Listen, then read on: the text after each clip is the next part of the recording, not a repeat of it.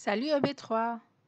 Aujourd'hui, nous apprenons sur les aliments et la santé, pages 56-57. Objectif de la leçon.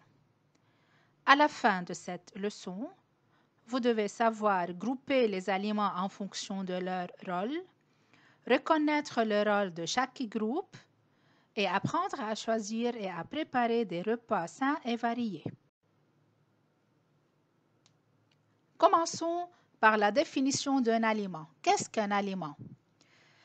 Un aliment, c'est toute substance qu'un être vivant ingère, qui nourrit son organisme et qui assure sa croissance et qui lui fournit l'énergie nécessaire à toutes les fonctions de sa vie. Donc tout ce qu'on mange et tout ce qu'on boit, c'est un aliment. Bien s'alimenter pour rester en bonne santé. Donc pour être en bonne santé, il faut suivre deux règles. Il faut manger une variété d'aliments sains en quantité suffisante, tels que les fruits, les légumes, les poissons, le poulet, le lait, les œufs, ainsi de suite. Donc, il faut varier son alimentation et certainement, il faut choisir des aliments qui sont bons pour la santé en quantité suffisante, c'est-à-dire pas trop manger ni très peu. La deuxième règle, il faut éviter les aliments industrialisés, c'est-à-dire les aliments qui sont fabriqués dans des usines. Il faut limiter leur consommation et surtout les boissons gazeuses comme le Pepsi contenant du sucre. Il faut aussi limiter la consommation des sucreries comme les sucettes, le bonbon, les chocolats et les aliments qui contiennent de la matière grasse comme le beurre et la crème, car ces aliments peuvent être très nuisibles pour la santé en causant des maladies très graves. Donc, il faut toujours manger des aliments sains en quantité suffisante pour être en bonne santé.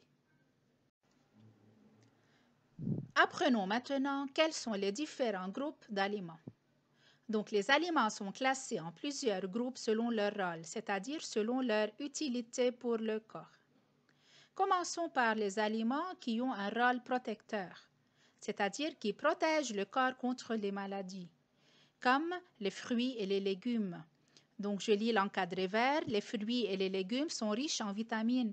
Ils permettent au corps de rester en bonne santé et le protègent des maladies. Donc, il faut essayer de manger chaque jour au moins 5 fruits et légumes pour rester en bonne santé et se protéger des maladies.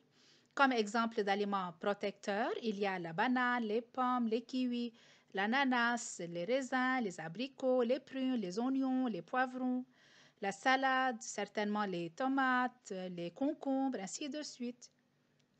Le deuxième groupe d'aliments, ce sont les aliments qui jouent un rôle énergétique, c'est-à-dire qui apportent au corps de l'énergie pour pouvoir travailler, bouger, sauter, courir. Comme aliments énergétiques, il y a l'huile, le beurre, les pâtes, le riz. Certainement, il faut préférer le riz complet, c'est-à-dire le grain entier. Il y a aussi les pommes de terre, le pain, les céréales. Mais surtout, attention, il faut limiter la consommation des aliments qui sont riches en matières grasses telles que le beurre, car il peut provoquer des maladies très graves. Passons maintenant aux aliments qui jouent un rôle bâtisseur. Le mot bâtisseur vient du verbe bâtir, c'est-à-dire construire. Donc, il y a des aliments qui aident le corps à devenir grand et fort, qui construisent le corps, comme le poulet, les poissons, la viande, les œufs, le lait, les produits laitiers, c'est-à-dire tout ce qu'on fabrique à partir du lait. Donc, il faut consommer de ces aliments, surtout pour les enfants qui sont en étape de croissance pour devenir grands et forts. Le dernier groupe d'aliments, ce sont les boissons. Ça vient du verbe boire, c'est-à-dire tout ce qu'on boit. Et la meilleure boisson, certainement, c'est l'eau, car elle est indispensable à la vie. Ça veut dire qu'elle est très importante à la vie. Elle hydrate le corps et assure une bonne digestion. Vous savez, si on ne boit pas assez d'eau, on va souffrir de constipation. Ça veut dire qu'on va avoir du mal à éliminer les sels. Faisons maintenant à l'oral les questions page 56. La première question, combien vois-tu de groupes d'aliments? Donc, je vois 4 groupes d'aliments. Comme vous voyez, il y a 4 encadrés. Il y a le groupe des aliments bâtisseurs, le groupe des aliments énergétiques, le groupe des aliments protecteurs et le groupe des boissons. Numéro 2, quel est le rôle de chaque groupe? Donc là, il faut lire les 4 encadrés. Numéro 3, pourquoi faut-il manger chaque jour au moins un aliment de chaque groupe?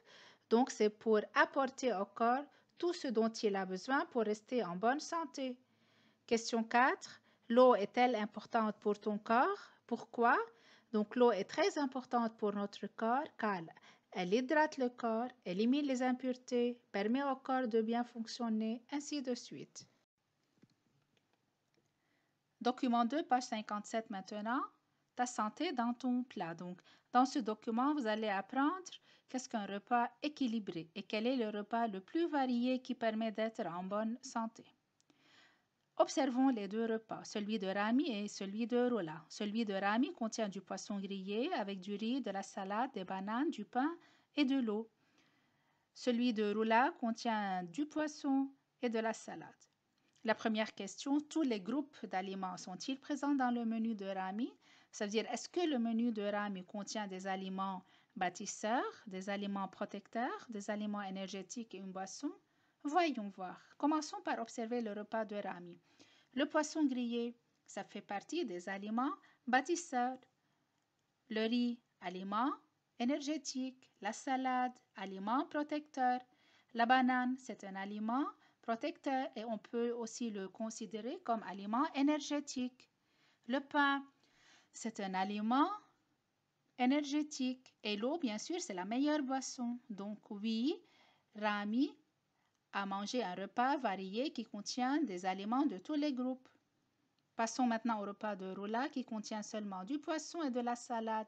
Le poisson, c'est un aliment bâtisseur. La salade est un aliment protecteur. Donc, le repas de Rola ne contient pas des aliments de tous les groupes. Donc, question 2.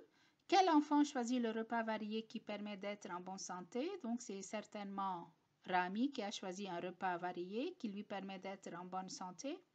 Troisième question, de quoi risque de manquer l'autre enfant? Ça veut dire, Rola, elle va risquer de manquer de quoi? Elle va risquer de manquer d'énergie puisqu'elle n'a pas pris un aliment énergétique et elle va risquer aussi d'avoir un corps déshydraté puisqu'elle n'a pas bu de l'eau ou bien une boisson.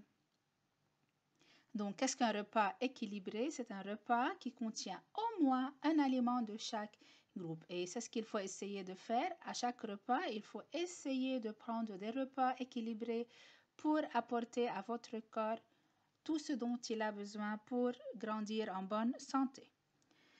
Passons maintenant à la synthèse. La première phrase, le corps humain trouve dans les aliments certainement tout ce dont il a besoin pour grandir, avoir de l'énergie et se protéger des maladies.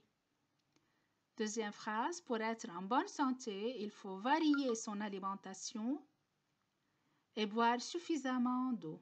Donc varier, ça veut dire il ne faut pas toujours manger le même aliment, il faut changer son alimentation et boire suffisamment d'eau.